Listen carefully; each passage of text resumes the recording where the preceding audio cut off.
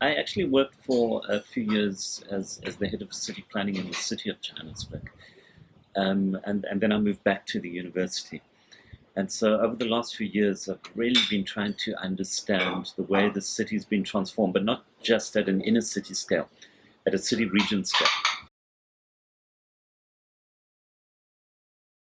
So I think many researchers have really looked just at South African cities as a very specific sort of idiosyncratic example of urban change because of our particular apartheid history.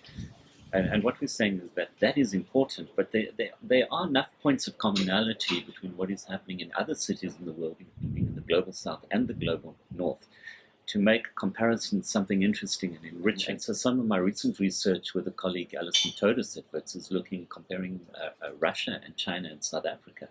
And what's interesting about Russia, China, and South Africa, is the cities might look very different, but these three countries have been through quite significant political changes, we call them loosenings, political loosenings in different ways, which has also led to the reduction or elimination of previous controls on urban space. And we're very interested to see what is the impact of these changes across these three contexts. So we're finding really rich and worthwhile comparisons between, say, Johannesburg and Moscow, Johannesburg and Shanghai or Beijing, which perhaps we haven't thought of previously.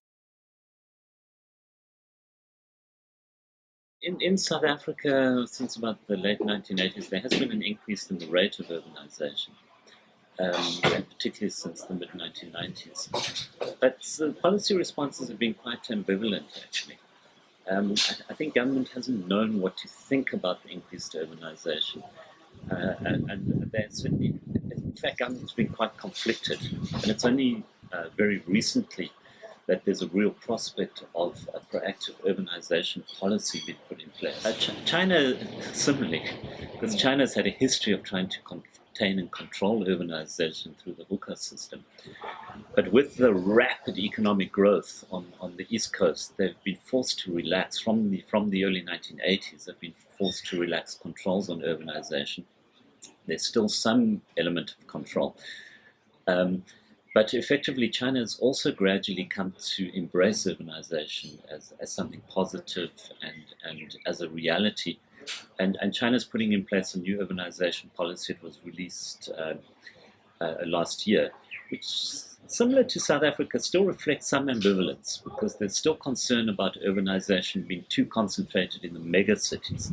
So the idea is to completely relax controls in the smaller cities, gradually relax controls in medium-sized cities, but to retain some level of control over movement into the largest cities. So there's some interesting parallels in attitude and in ambivalence and gradual embrace of urbanization across China and South Africa.